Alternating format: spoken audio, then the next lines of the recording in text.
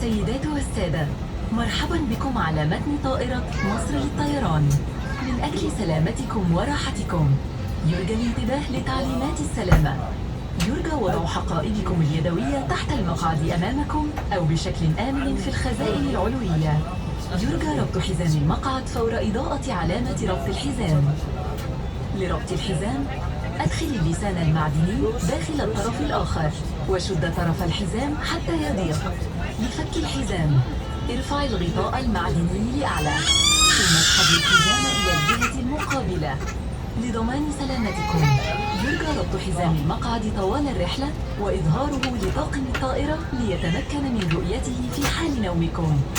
كما نذكركم بأن جميع رحلات مصر للطيران ممنوع عليها التدخين منعا باتا في جميع أنحاء الطائرة بما في ذلك السجائر الإلكترونية. جميع دورات المياه مزودة بأجهزة لكشف الدخان.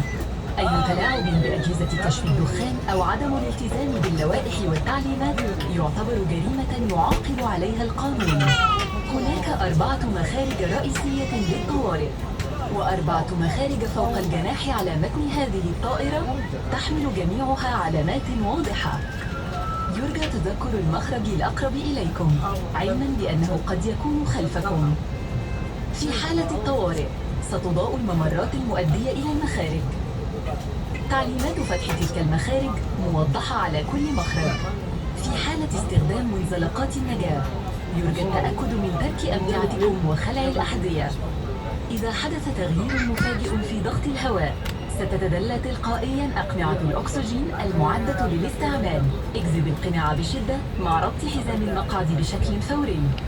ثبت القناع بواسطة الرباط المطاطي. لإحكام القناع على الوجه شد طرفي الرباط حتى يضيق.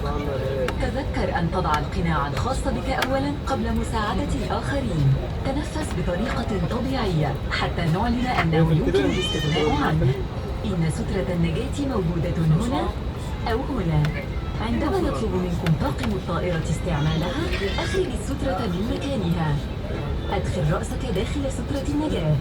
يلف الحزام حول الخصر ويربط بوضع المشبك في الحلقة.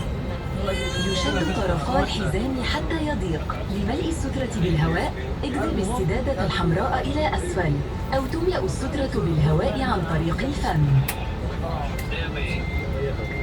عند الخروج من المخارج الرئيسية يجب نفخ السترة عند مغادرة باب الطائرة فقط. عند الخروج من مخارج الأجنحة يجب نفخ السترة بعد الخروج من الطائرة. سوف يضاء نور السترة تلقائيا عند جذب خيط البطارية ويتم ذلك في الماء فقط. ستوزع سترات النجاة للرضع بواسطة طاقم الطائرة. من أجل سلامتكم يرجى اتباع لافتات التعليمات والعلامات المضيئة المنتشرة في أنحاء الكابينة بالإضافة لتعليمات طاقم الطائرة. في حالة الطوارئ يرجى اتخاذ الوضعية الموضحة على الشاشة. تتوفر بطاقة تعليمات السلامة في جيب مقعدكم. يرجى قراءتها بانتباه قبل الإقلاع. مع إبقاء مخارج الطوارئ والممرات خالية من أي حقائب طوال الرحلة. يرجى غلق جميع الأجهزة الإلكترونية تعليمات أو وضعها السلامة على لازم موقع كلنا الطيران نعرفها قبل ما نركب وتخزينها الطيارة. بأمان أثناء الإقلاع والهبوط.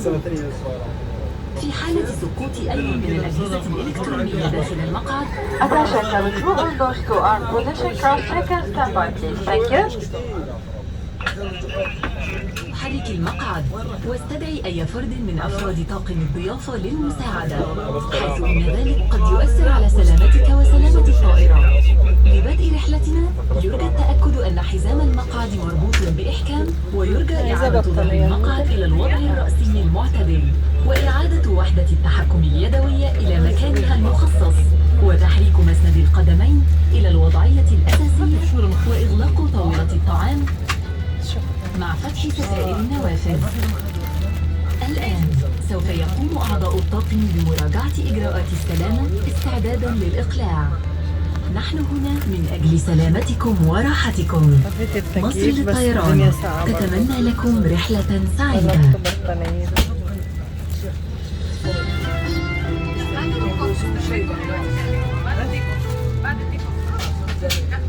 Ladies and gentlemen, welcome aboard Egypt Air.